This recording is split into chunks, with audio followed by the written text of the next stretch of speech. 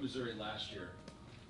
The way you won that, because every other game, including the SEC championship, was by double digits or more. If you don't win that game that way, do you think you guys have what it takes mentally or the resilience-wise to beat Ohio State?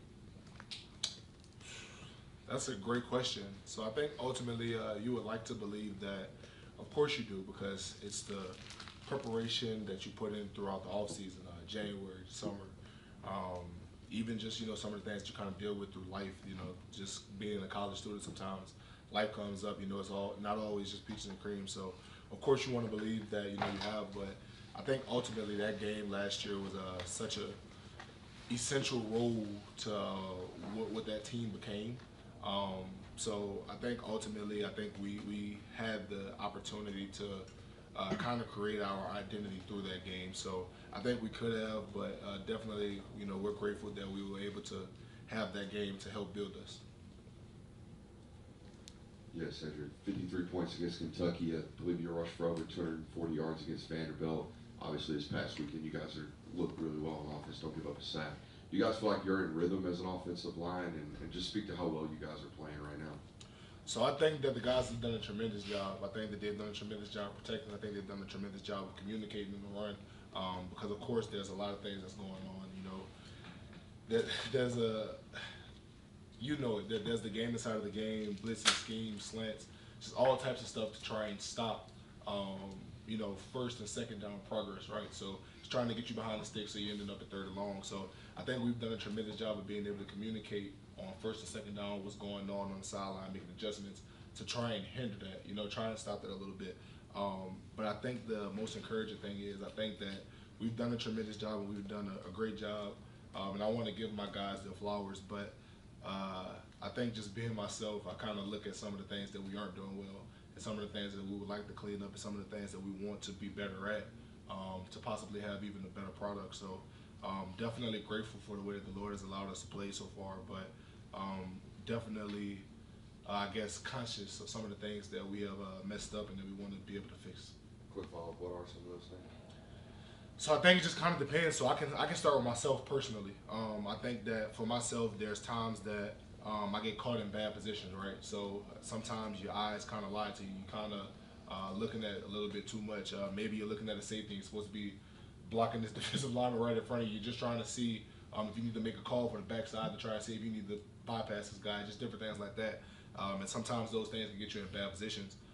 So I think just some of those, I guess, maybe small things and just trying not to overcomplicate the game at times, I would say for myself. This is kind of along those same lines as an offense overall, but was there any sort of relief on the part of everybody in the offensive team meeting room in terms of what you were able to do against Florida, knowing that you were having to make that adjustment with Brock out and all that kind of stuff, Ladd? So is there some confidence and belief that came with what y'all were able to do last week? So I think ultimately we are very grateful for what we were able to do last week. I think Florida has a great defense.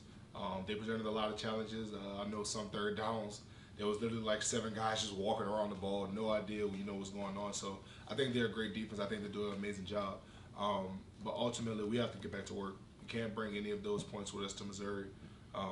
That won't help us this week, what we've done in the past. So I think it's just being humble enough to understand that you may have had I guess, relatively good game, but ultimately it's time to get back to work.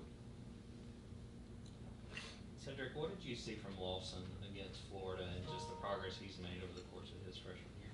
So I think I've seen the same thing that I saw really just in fall camp.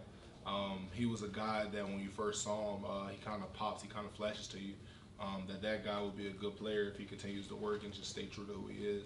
I was really impressed by what he was able to do. I don't think he played perfect, but what I do think is I think he gave tremendous effort. I think he knew what he was doing, and I think that he was always in the right position to be able to make those plays. And that's really half the battle when it comes to football, is being able to know what to do and being in those positions to possibly be able to make those plays. So I think Lucky is a tremendous player, and I'm really happy for what I've seen.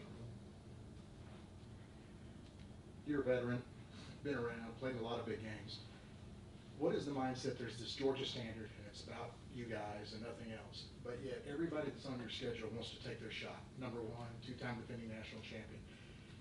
So just the mindset of preparing that every week. Missouri's coming in highly ranked, and just, you know, they're going to give you their best shot.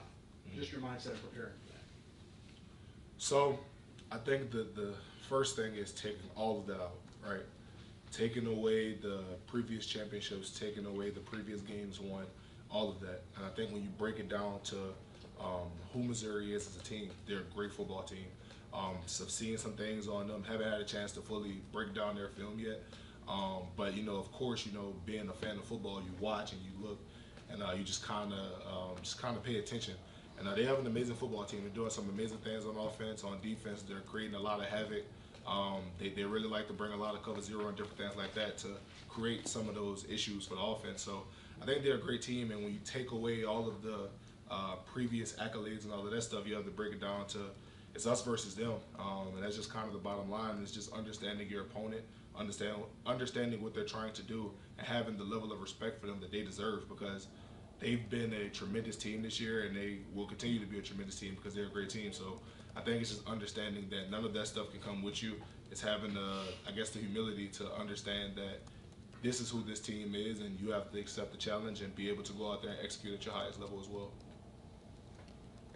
Yeah, Carson let it be known after the game that, you know, the Florida game meant a little bit more to him being from Jacksonville. He was a little bit more excited going into that. But having seen him, you know, over the course of the game and then after the game and around the facility, obviously, what have you seen since then from him in terms of, you know, getting back to being the usual Carson back in terms of leading this team? After the Florida game? Yeah.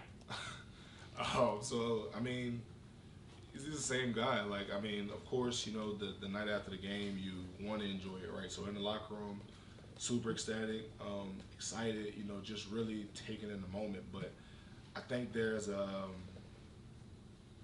kind of a level of, I don't know how to say it, but it's just something that kind of brings you down to earth. So just kind of noticing, watching him talk to his family and friends after the game, watching how excited he is with them, and just kind of seeing those things, talking to him on the bus ride back, plane ride back, and you just kind of gradually see somebody, I guess, kind of come back to just the reality. And the reality is that played an amazing game, but ultimately that's not the last game of the season. That's not our end goal. So you have to be able to move on and get past that. And I think that he's done a tremendous job since being back in the building today, of not really walking around high and mighty like, you know, he's the big shot on campus, but understanding that he played a great game, but, you know, it's now time to get to the next one.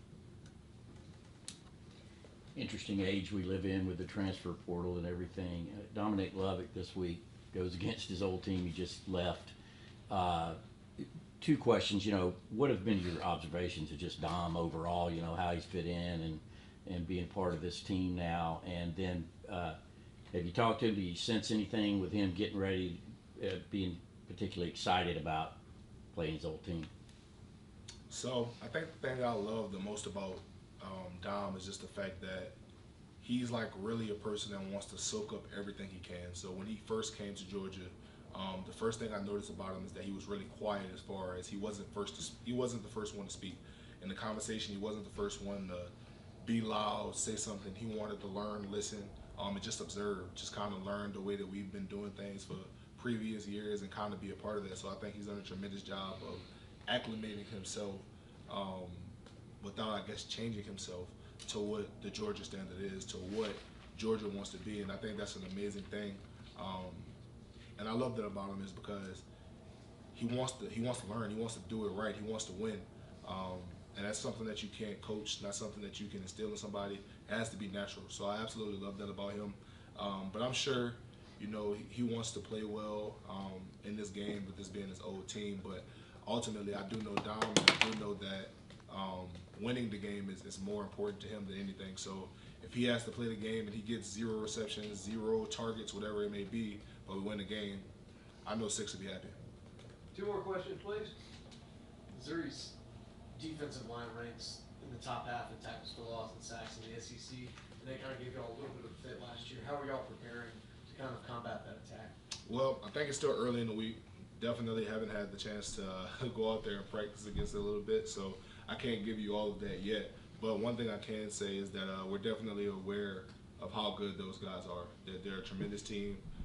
Just watching some of the games on TV, you can see some of the havoc and, you know, pressure that they're able to create.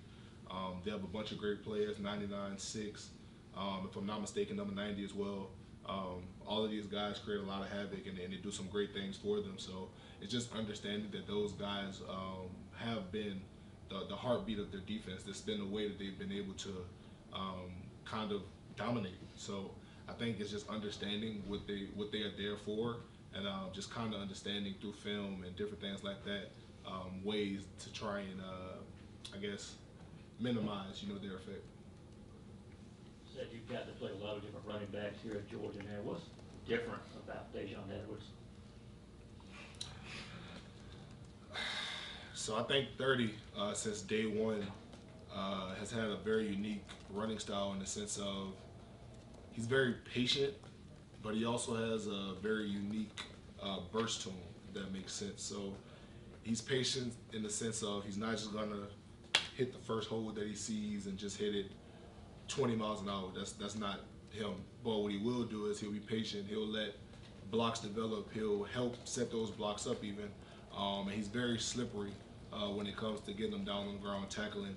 I really don't know how he does some of the things that he does with being able to stop on a dime and cut the way he does. But I think from a very, very early time here at Georgia, it was very evident that 30 had a very unique running style, and it's one that we're very grateful for. Thank you.